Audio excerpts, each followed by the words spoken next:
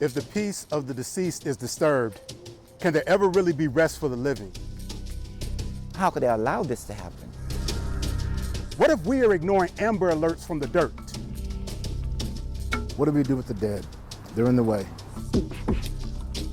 What if directly under your feet, there were whole communities silenced? The past speaks. Are you listening?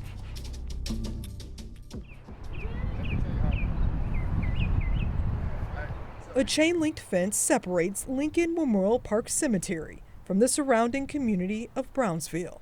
Inside, thousands of concrete burial vaults speak a history often forgotten in South Florida of Black people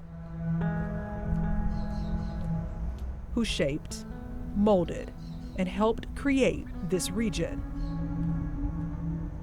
You'll find prominent names etched on mausoleums, like that of Miami's first Black millionaire, or the founder of Miami's first Black-owned newspaper.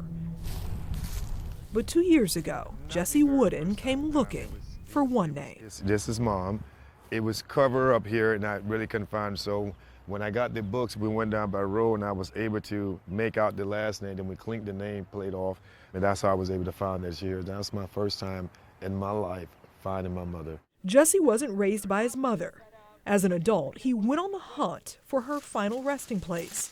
What he found was a cemetery in disrepair. It wasn't to my liking for my mother to be kept.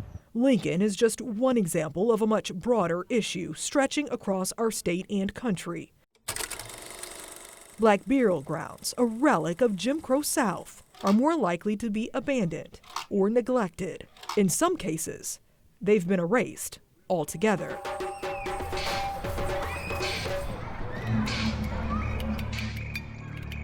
In this Tampa public housing complex, residents found out a cemetery laid beneath their homes in 2019. How could they allow this to happen? Zion Cemetery was the first of 5 Black cemeteries, recently rediscovered after being built over decades ago in the Tampa Bay area. Can there ever really be rest for the living? Pushing community members, Do Black lives matter? like poet and activist Walter Wally B. Jennings, to organize events like this to shine a light on the issue. We're uncovering these injustices of these cemeteries that are from the past, pushing for reparations if necessary, whether they're markers, memorials. And at the state level, what does making this right look like for our community? a task force made up of lawmakers and experts are looking at what to do when these cemeteries are found. It's a statewide issue. There need to be some state resources dedicated to it. The Abandoned Black Cemeteries bill, if passed, will create a state agency to help find, research, and preserve these historic sites, with a focus on abandoned or erased Black cemeteries. It's unclear if the legislation would do much to help a privately owned cemetery like Lincoln Memorial Park. They were just burying people so close to each other that you didn't even have a path to get to the grave. Over the years, financial troubles and a lack of maintenance resulted in hundreds of thousands of dollars in fines from the county, leading the previous owner to sell it to a more than willing buyer. I didn't know nothing about cemetery business. I came from my mother and to make sure that she was taken care of. It's a labor of love. He hopes others will help carry on. The cemetery is going to be here after you're gone. What do you hope for the future? It takes more than just me to do this. I'm looking for the right peoples with the right attitude that has Lincoln Memorial Cemetery at the forefront of their thought process for better.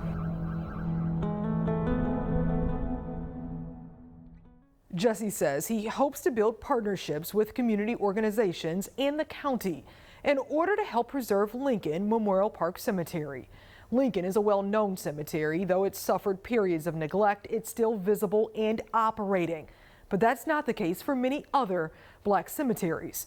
Coming up tomorrow on NBC6 News at 7, we take a look at what happens to forgotten burial grounds hidden in plain sight. SASHA Jones, NBC6 News.